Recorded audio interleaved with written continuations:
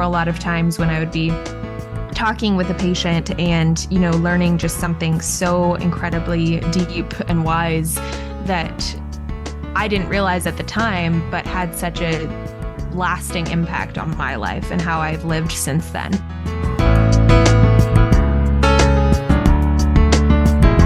Welcome to the Heart of Hospice podcast. I'm Helen Bauer. Today's guest, Crommett, is the founder of Dreamcatchers Foundation, an organization creating connections for younger and older generations to fulfill the end-of-life dreams of hospice patients. Whether you're a family caregiver or an end-of-life professional, the Heart of Hospice podcast is here to enhance your hospice experience by connecting you with information you can use about end-of-life care.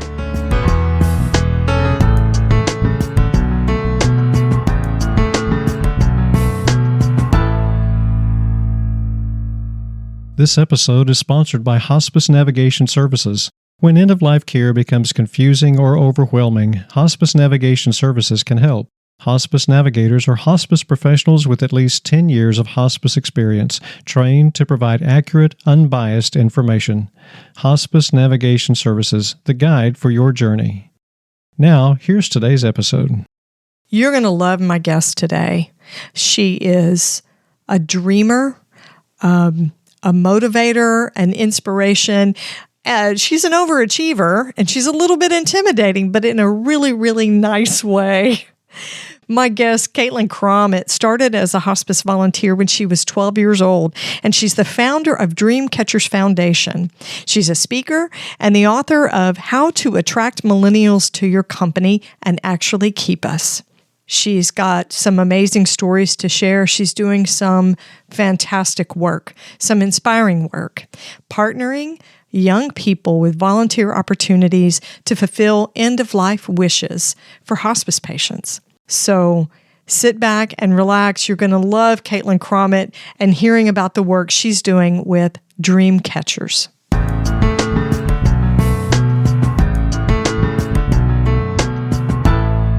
Welcome, Helen Crommett. I'm so glad to talk with you today on the Heart of Hospice podcast. Thank you.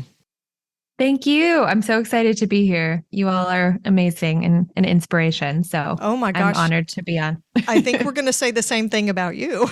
So you started volunteering in hospice when you were only 12 years old. What did that look like? First of all, what were you doing? How were you volunteering when you started out?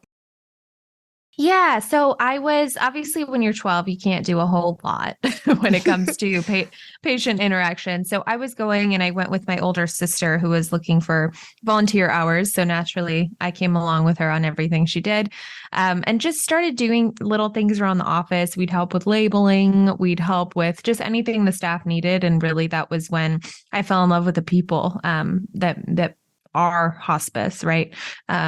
And really just saw them as such angels. And I loved to be there. And then it was a couple years of doing that off and on that then transitioned into me wanting to do a little bit more, see what else I could contribute to. I used to sing. And so I was trying to figure out how to work in kind of like the musical side of me to this volunteering. And so I started singing at memorial services for families of patients who had passed in the last year. And that was really inspiring for me to see the people and really just like how much this simple song could impact them and talking to them after. So I really just kind of wanted to do more for the actual patients that were on hospice before they passed. And so that was kind of the journey of my volunteering and how it all developed. That's interesting, though, because people think of volunteering at a hospice agency as making those visits with patients and families. But there is an administrative component to volunteering in hospice. If people aren't comfortable or they don't want to travel to a patient's home, they can actually go to the office and do some of these administrative tasks. And it's just as important for an agency to have that as it is for them to have volunteers that go into homes. So I think that's really good for people to know that. So you were really young when that started. What do you think is so powerful? Because we know that connection is so important and so powerful. What do you think is so powerful about younger generations volunteering in end-of-life care?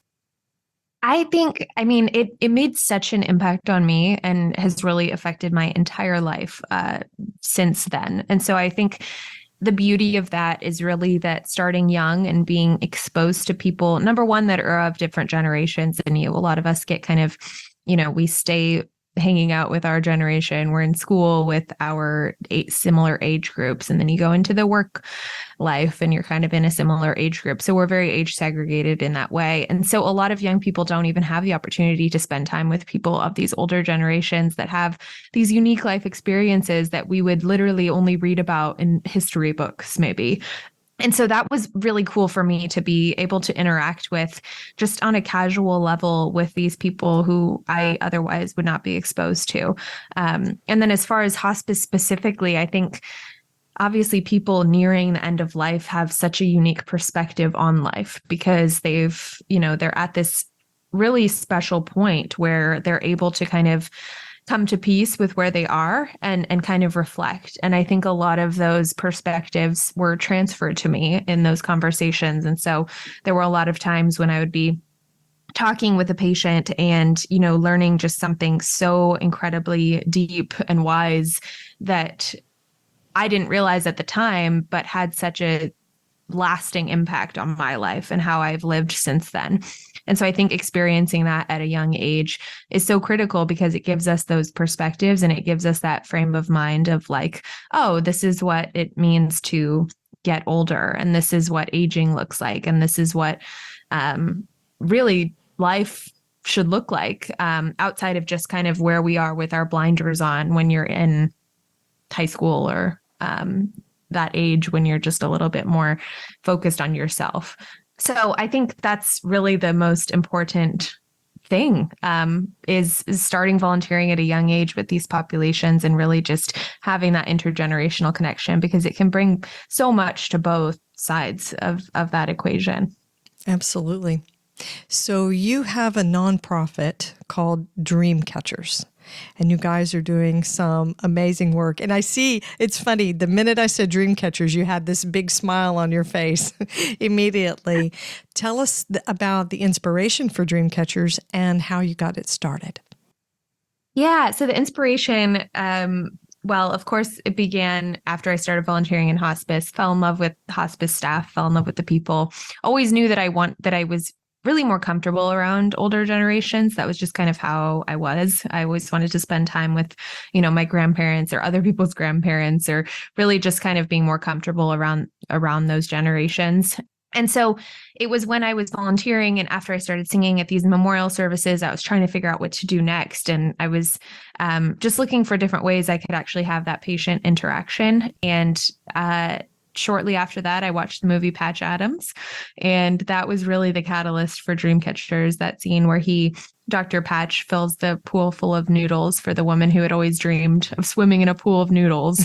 And that was just kind of, she was like 90 something years old and really just not, very happy. She didn't have a great attitude or perspective at that moment. And so when he did that for her, she completely turned around. She started eating again. She was happy. She saw kind of this purpose again. And so just that simple, I guess, I don't know how simple putting a whole bunch of noodles in a pool is, but I would think it's pretty complicated. Yeah.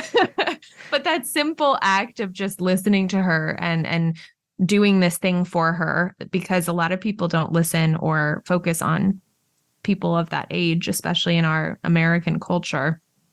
We kind of cast them aside. And so that was really the inspiration for like, oh, maybe I can do something like this for people on hospice that maybe aren't asked what their dream is. Like you always know, make a wish for kids, but is there something like that for these people specifically on hospice? And so that was really the inspiration. And from there, I basically just took that idea, that very basic idea, created a little cute PowerPoint and took it to the hospice where I was volunteering at the time. And I just said, hey, is this something you see as realistic, as something I could help with? And they were overjoyed and started sending me ideas of patients that they had. And that was kind of how it just got started, just by myself. And then gradually some of my friends started getting interested and eventually created a club at my high school, and the rest is history. Oh, wow. How old were you when you took your little PowerPoint, as you say. Yeah, exactly. I was 15, so I was probably a little bit, awkward, maybe not so well spoken up there, but they listened. So it was successful in that regard. At 15, when you talked to them about whether they would be on board with doing this, did you dream big for Dreamcatchers the way it is now? Did you envision something so big? Honestly, no, I had no idea. And I really didn't even have that goal of it becoming big. I just wanted to do something in my spare time for these people. And then when it became a club at my high school, I was like, oh, cool. Like that's as big as it'll get. I'll have a really cool club at my high school.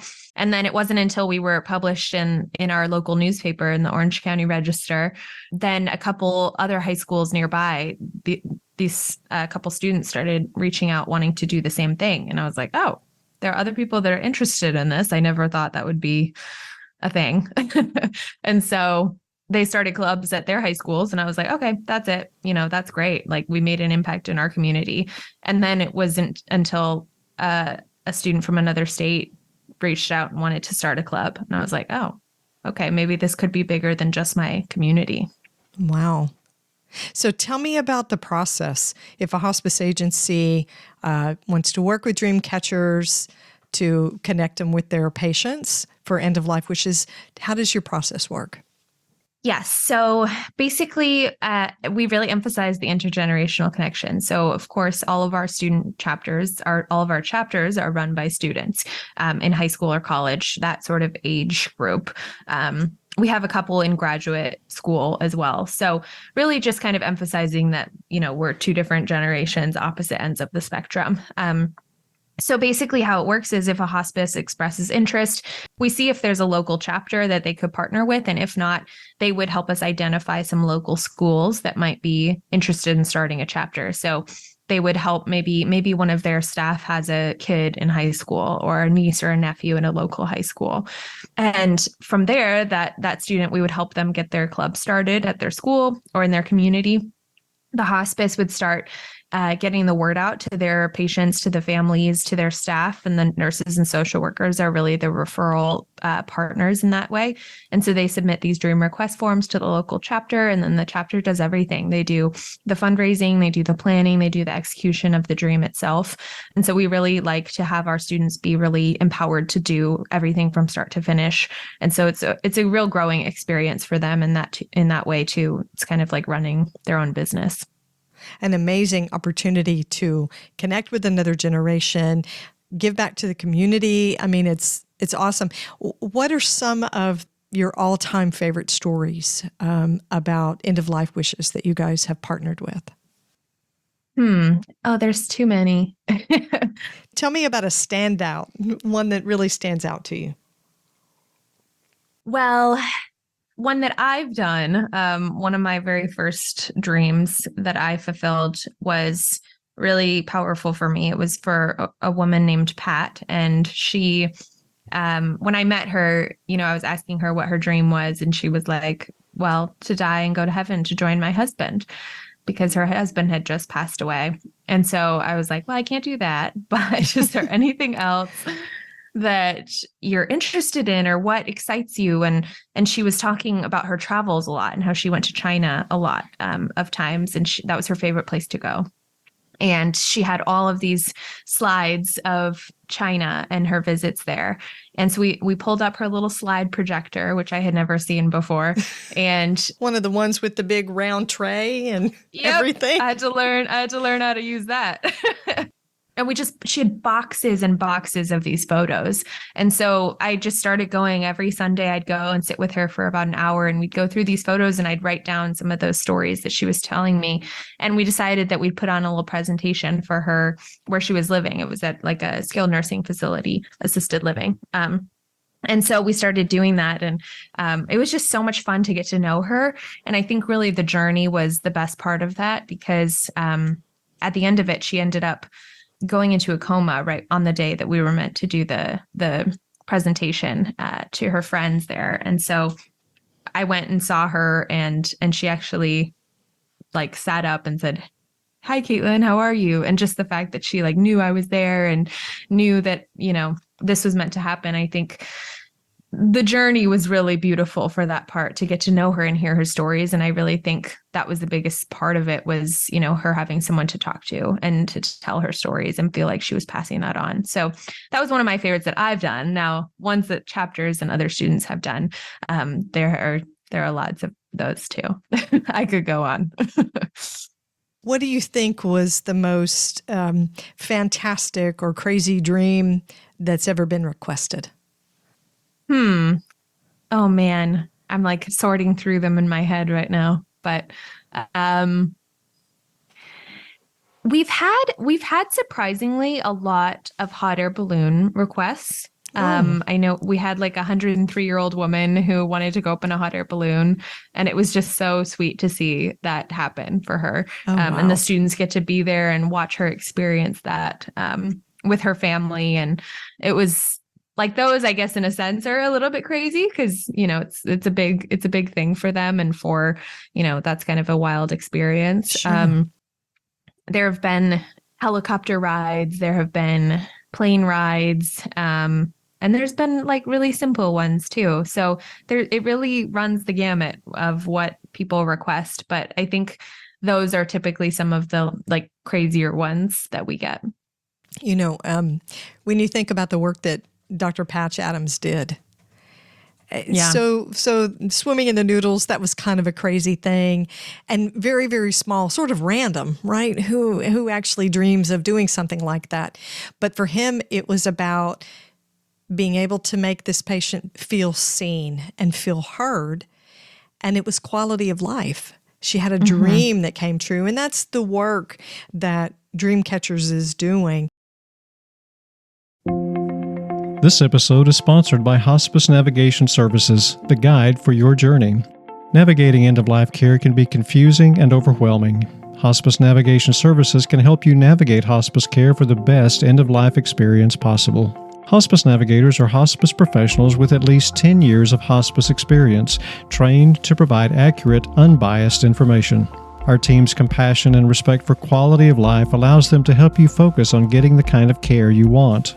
When you need in-depth information about hospice, a Level 1 navigation session can provide information on what hospice care includes, roles of the team members, and how to choose a hospice agency. A Level 2 session is the best choice if you want to include multiple members of your family or caregiving village, and includes an explanation of hospice costs and coverage. If you have specific questions about a current hospice experience, a question and answer session with a hospice navigator can give you the answers you need. Watch for the launch of the Hospice Navigation Services in the spring of 2023. Hospice Navigation Services, the guide for your journey. Now, back to the conversation. So why the name Dream Catchers? Tell us about what that meaning is. Sure. I'm actually part Native American. No one would ever guess that. But on my dad's side, we were part of the Penobscot tribe in Maine. And growing up, we would collect dream catchers, which are a very important Native American symbol of, letting the good dreams pass through and catching the bad dreams. And it's really been a huge part of the Native American culture. And we collected them growing up because of our background with that culture. And so when I came up with this idea and started doing this with the hospice where I was volunteering, it felt like kind of a natural fit, because I was like, okay, we're fulfilling these dreams. And I'm every day looking at all these dream catchers I have by my bed. And so it just felt really right, and it fit, and that became the name. And here we are. Absolutely. It suits perfectly.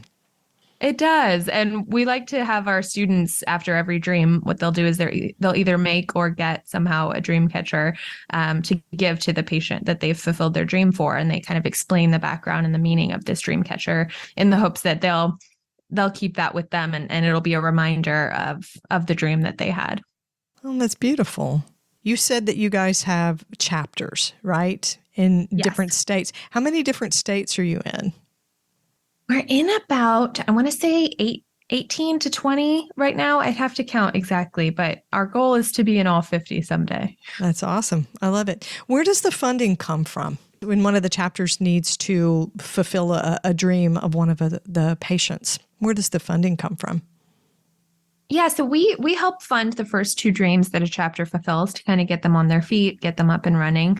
And through that, we're a national organization. We apply for grants, we look for corporate partners, we have an annual gala every year to kind of raise money. We really rely a lot on individual donors to fund our organization. And then it's on the local level, the students, once they have those first two dreams under their belt, they are expected to start fundraising. And so they do local fundraisers in their communities, however they would like. Some do bake sales, some do car washes, the classic fundraising methods, or partnering with their local Rotary Club or Kiwanis Club or something like that to raise some money for their chapter. And then from there, they use that money to fulfill the dreams that they receive from their local hospice. Pretty amazing. I've seen firsthand as a hospice nurse and being a member of a hospice team how meaningful those end-of-life wishes are, and even the most simple of things. Mm-hmm. Because a lot of times our patients can't really manage the big stuff. Right. A 103-year-old woman who wants to go on a hot air balloon ride, that's awesome and amazing and fantastic, but a lot of our patients can't manage something like that, their mobility or their stamina or endurance. But even the most simple things, what are the most simple, most meaningful requests that you've seen come through Dreamcatchers? I think they really have to do with just being around the people that they love. And it seems simple and it seems expected, but a lot of times that's something that takes some additional planning and some additional, not all family is close by and able to get there on the same day unless there's something big planned. So we had a chapter in Iowa fulfill the dream of a man who literally just wanted to go on a tour around his own farm because he hadn't been able to get out and look around his farm that he owned, that his family ran for a long time. So they took him on a little drive and showed him like what was going on at the farm. And then they all came back and had dinner together, his whole family. And they hadn't been together like that in years. And so the simplest things can really make all the difference. He literally passed away that night after that happened. So it was almost like he was able to have that final closure and get to see his family one last time, and finally felt at peace to be able to go how he wanted to and when he wanted to. And so that was just a really strong indication that sometimes these simplest things of getting the people that you love around you, that can be the most meaningful. Yeah, something as simple as a meal all together. And then touring a place that he loved. And he wasn't asking to go to Disneyland, but just to see his own farm. Yeah, I can understand that. Yeah, exactly. And it's been really cool to see. I mean, for me, I've learned so much from that, and having the students see that and see how much that meant to him, I think it helps them put their lives into a different perspective, like making time for those family dinners that don't seem that important, but really are so meaningful and something that we all crave, when we don't have that much time left. Right. And what a lesson. What a great lesson that is for younger people to learn at a time when we really are disconnected, so much. Totally. Mm-hmm. What kind of testimonials have you heard from the caregivers of these patients whose dreams you've been fulfilling? What kind of feedback are you getting? It's been really amazing to hear some of the things that happen to these patients after they have their dreams fulfilled. We've had caregivers and nurses tell us, that they have these patients that have either, dementia, Alzheimer's, type of like very extreme memory loss, and that they, usually can't remember things that happened to them the day before, but that they've talked about this dream for weeks. So it's something that's really just like ingrained in them now. Some caregivers have told us, they haven't needed maybe their anxiety medication as much after their dream because they have that to like reminisce on and really smile about. And they're feeling uplifted more. Some of their patients that are feeling that depression or a little bit of sadness or lacking purpose, that they've completely had a mindset change after a dream, and just being able to look on the bright side and really just feel happier, which is so important. Obviously, nearing the end, you want to have those little moments to reflect on. So we've had some really cool testimonials that kind of show how much meaning this can bring to both the patients and the family members, just having this to look back on as a family of this exciting thing that was able to happen for them. That's pretty amazing. It's creating meaning, creating legacy for Exactly, these which families. is so important. Yeah, so important. And now you've got all these young people who are witnessing this and being part of it, not just hearing about it secondhand, but actually being part of it. What kind of feedback do you get from the kids? I guess I'm old enough I can call them kids. Yeah. What kind of feedback do I do too. Yeah. What kind of feedback do you get from the kids, the young people that are working in the chapters?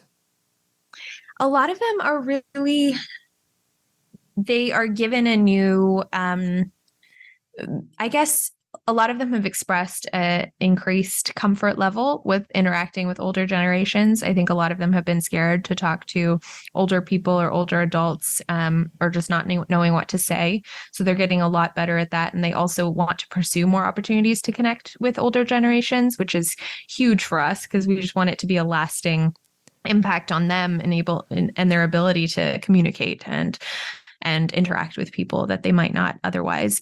A lot of them have said it's gotten them to step out of their comfort zone, to break out of their shell, and being able to lead a chapter and lead their peers in this way has helped them to become better leaders and stronger communicators, which is so important for us as well, to be developing those soft skills and leadership skills that will carry them through their lives because of their experience running a chapter, being part of a chapter. So yeah, it's really rewarding to see that impact on the students. Yeah, that's amazing. We talk about soft skills as if it's a lesser group of skills, but what we know in hospice and in healthcare is that the soft skills are the hard skills. They're the essential skills. Because you can do the business work of things, of providing healthcare, but without the soft skills, you're going to fail, right? Because you're not selling a product, you're not servicing a car, you're taking care of another human being, which is pretty amazing. Have you had any of your volunteers in the chapters that you've been aware of that have gone on to work in hospice? Yes, and that we love when that happens. More and more are actually discovering this field. Like a lot of our students are initially attracted to dream catchers if they're maybe already interested in medicine or patient interaction in that way, but really planning on being like your typical, what you think of when you think of a doctor as a kid, like I dream of being a doctor. Right. But a lot of them getting exposure to hospice nurses and hospice social workers. We've had several become hospice social workers. We've had several go into the hospice and palliative medicine, which has been really, really cool to see. And also becoming nurses and even becoming more involved in their hospice where they're volunteering in other ways. So yes, it's definitely happened. And we hope that continues. That's a huge goal as well. Oh my gosh, that's an amazing, that may not be your primary goal, but a happy accident, happy side effect. Totally. Yeah. With the short staffing and the great resignation that we're seeing across healthcare in the United States, hospice has been part of that, unfortunately. And we've been short-staffed in nursing since I started in nursing over 30 years ago. So to inspire people to want to work in end-of-life care and palliative care, that's an amazing gift that Dreamcatchers, maybe that wasn't your initial purpose, but isn't that amazing? Right. Oh my gosh, it's so amazing. For community groups or kids that anybody that might know about this, that might hear the podcast or come in contact with the information about Dreamcatchers, how would they get started to set up a chapter, locally? How does Dreamcatchers provide resources, direction, and help a chapter get started? Yes, we provide a lot of guidance for students that are hoping to get a chapter started. It's not for everyone. So we want to make sure the students that are starting chapters are, have those qualities that are necessary, because we're dealing with these populations that they would not have the opportunity to otherwise. And they are really, they need to be strong communicators and being able to keep those relationships strong between the chapter and the hospice, for example. But we have on our website, we have a way to apply to be a chapter leader. And we have kind of that initial introduction interview.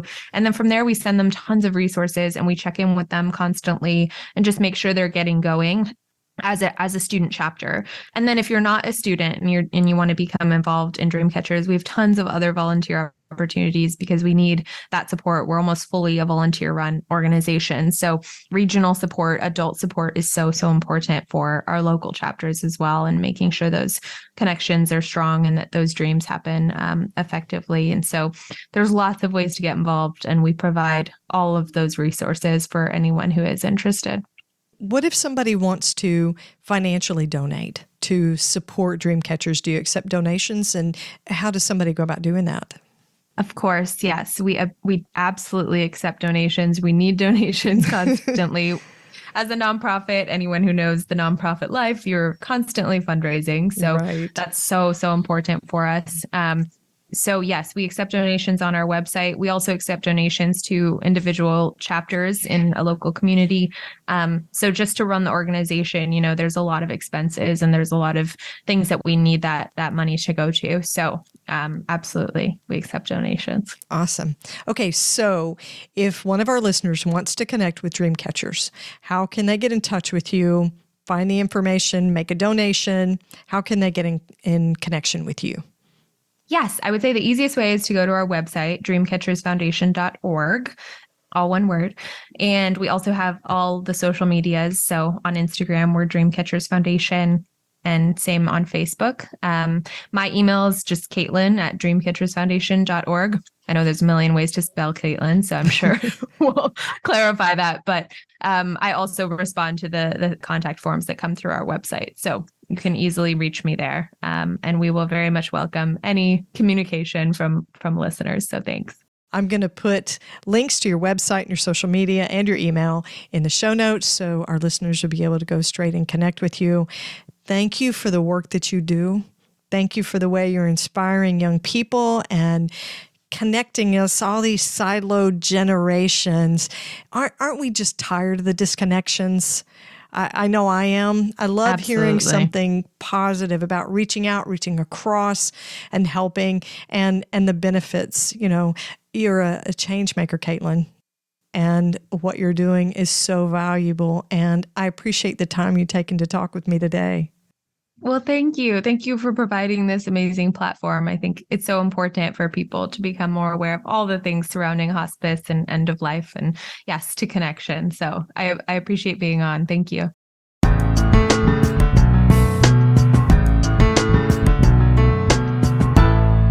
This young lady would be intimidating if she wasn't just so warm and wonderful.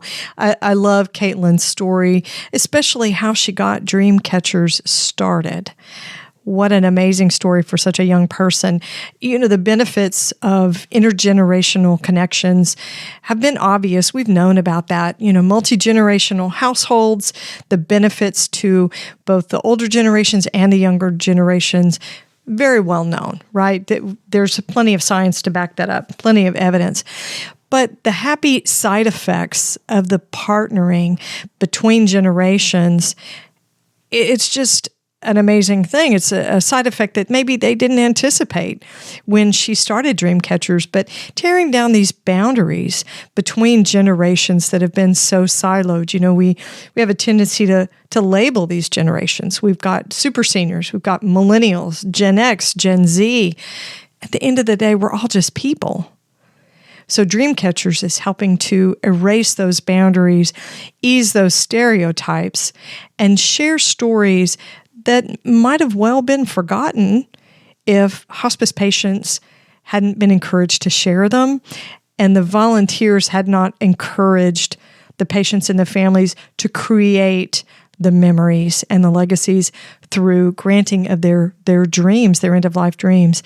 And my favorite part, I have to say, is that some of these volunteers are going into hospice and palliative care work, social workers, chaplains, nurses, physicians. Amazing.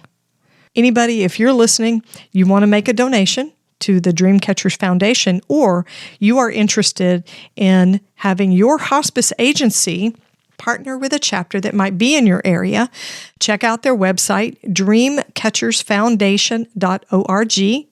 And if you want to connect with Caitlin Crommett, you can email her at caitlin@dreamcatchersfoundation.org, and it's CAITLIN at dreamcatchersfoundation.org. Don't miss this opportunity to be part of this amazing work. Be sure to catch the next episode of the Heart of Hospice podcast. You can find more episodes on theheartofhospice.com, and don't forget to subscribe on your favorite podcast platform.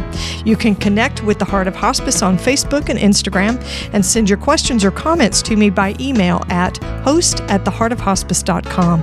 And remember, no matter who you are or where you are in your hospice journey, you are the heart of hospice.